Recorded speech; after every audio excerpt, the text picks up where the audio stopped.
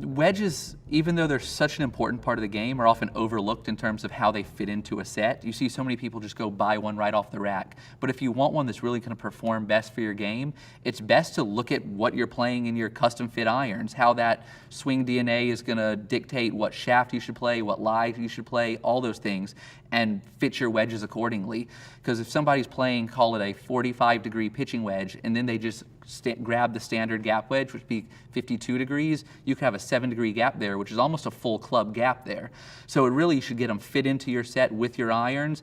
Look at the loft gapping, look at the shaft gapping, look at the lie gapping, everything, and make sure you're not making any big jumps, because that's such a critical area for scoring.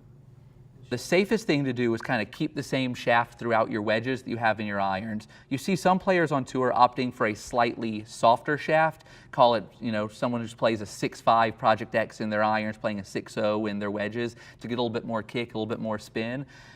That's something that you'll see a lot on tour, but the odd thing is you see almost the opposite from the retail side, just because most wedges come with heavyweight, 130 gram, 120 gram shafts, where the average set of irons being sold off the rack is anywhere between 85 to 110 grams. So you see a lot of players really detrimenting themselves by doing the opposite of playing stiffer, firmer, heavier wedge shafts as opposed to lighter iron shafts. If anything, it should be switched. The safest thing to do is just match them all throughout.